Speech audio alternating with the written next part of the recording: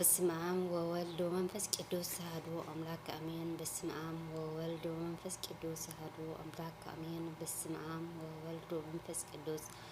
አሐዱ አምላክ አሜን። ሰላም ሰላም ስድራ ልብሎ እግዚአብሔር ከመይ ተርፍዱ ከመይ ትዕሉ እንካ አብፅሐና ንዕለት 21 ሰነ ህንፀተ ቤታ ንኣዴና ቅድስተ ቅዱሳን ወላዲተ አምላክ እንካ አብፅሐና ዓመታዊ ክብረ በዓል ከምዚና ዓመታ ደሞ ኣብቲ ቅዱስ ቤቱ ንሃንፅን ቅዱስ ፈቃዱ ይሁነና ናይ ዓመት ሰባት ይበለና። ሎማዓንቲ ዕግበት ፍቅራ ዝብል መዝሙር ሓቢርና ንዘምር።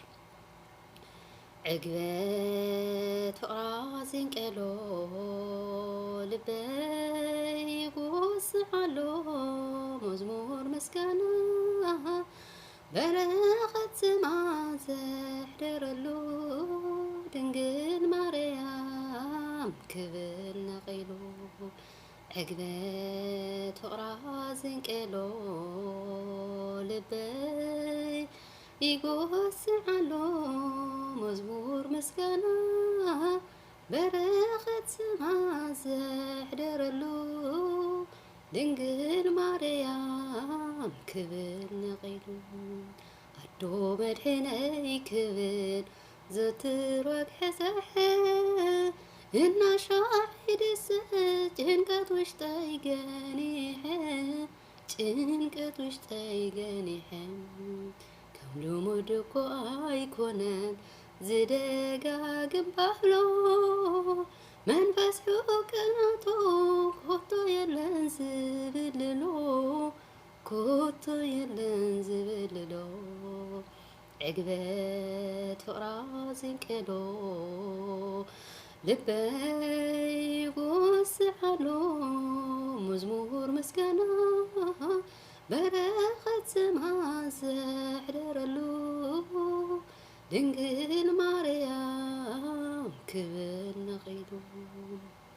ኣብቲ ጽምዋ ቢተይ ቀባሕባሕ ምንጋሱ ጽምዋ እንዳሎ ከም ናፍቖት በርቢኢሱ ናፍቖት በርቢኢሱ ኩሉ ክርስዖ ድምፃ ምስ ሰማዕኹ ትዝ ይብለኒ ኩሉ ከምዛ ብተይ እንዳዘለልኩ ከምዛ ብተይ እንዳዘለልኩ ዕግበት ፍቅራ ዝንቀሎ ልበይ ይጎስዓሎ መዝሙር ምስጋና በረኸት ስማ ዘሕደረሉ ድንግል ማርያም ክብል ነቂሉ ጽብቕቲ ንርዓት ምፅት መርዓዊ ኸቲላ ብደመና ሰማይ ክቡር ስሉም ሰረገላ ክቡር ስሉም ሰረገላ ወላዲት ፀሓይ እያኮ ወርሒ ዛድምቕቲ ዘምርላ ነፍሰይ ብዝማሬ መላእክቲ ብዝማሬ መላእክቲ ዕግበት ፍቅራ ዝንቀሎ ልበይ ይጉስዓሎ መዝሙር ምስጋና በረኸት ስማ ዘሕደረሉ ድንግል ማርያም ክብል ነቂሉ ንዘይትመውት ነፍሰይ መንለዋ ተስፋ ብዜካ ዋሕሳ ዋሕስ መን ተደጊፋ ዋሕስ መን ተደጊፋ ስጋይ እንትቃበፀት ከም ሰመክፎቷ ነፍሰይ ኣሚናላ ካብ ጸልመት ክትሕልዋ ካብ ጽልማት ክትሕልዋ ዕግበት ፍቅራ ዝንቀሎ ልበይ ይጉስዓሎ መዝሙር ምስጋና በረኸት ስማ ዘሕደረሉ ድንግል ማርያም ክብል ነቂሉ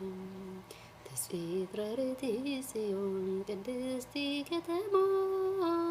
ሃንቀውታ ኣንቢኡ ንኽብሕቶ ሰላማ ንኽበሕቶ ሰላማ ወሲነለኹ ኣነስ ከይጥምት ንሕረይ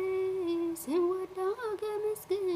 ፈልፋልዩ መዝሙረይ ፈልፋልዩ መዝሙረይ ዕግበት ፍቕራ ዝንቀሎ ልበይ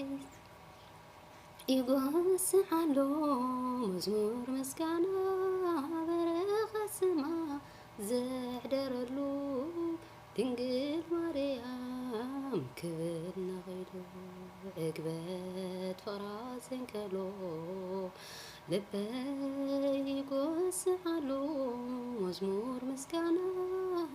በረኸት ስማ ዘሕደረሉ ድንግል ማርያም ክብር ነኺሉ መዓዛ አፍወሃ ከመ ኮል መዓዛ አፍወሃ ከመ ኮል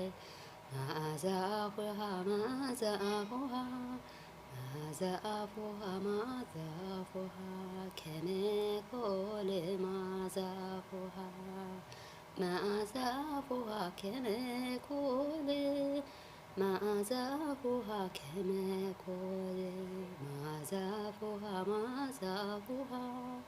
መዓዛ አፍወሃ መዓዛ አፍወሃ ከመ ኮል መዓዛ አፍወሃ መዓዛ አፍወሃ ከመ ኮል መዓዛ አፍወሃ ከመ ኮል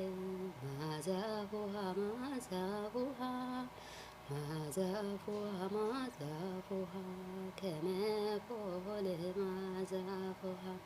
ናይ አፋ መዓዛ ጥዑም እዩ ናይ አፋ መዓዛ ጥዑም እዩ ናይ አፋ መዓዛ ናይ አፋ መዓዛ ናይ አፋ መዓዛ ናይ አፋ መዓዛ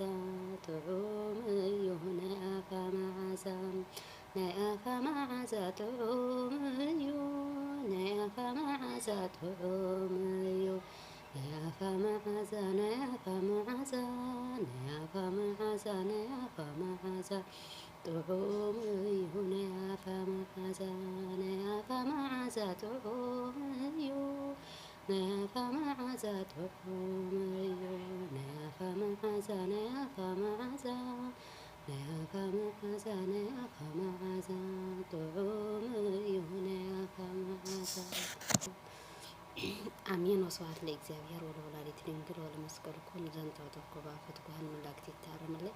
ባዕልዋና መዝሙር ቅዱስ እግዚአብሔር ዝኸበረን ዝተመስገነ ይኹን። ከምዚና ዓይነት ናይ ኣቋረና ናይ ዓመት ሰዓት የለና ቤተሰበይን ዝኾንኩም ላይክ ኮመንት ሼር እናገበርኩም ክተበራታትዑኒ ብትሕትና የድልዎ። ቤተሰበይን ዘይኮንኩም ደሞ ሰብስክራይብ እናገበርኩም ንክተበራታትዑኒ ብትሕትና የድልዎ። ክስካብዚ ደረጃ እዚ ንዘብፅዓኹም ደሞ ብስም እግዚኣብሔር ከመስግን ይደሊ ክብረት ይሃበለይ።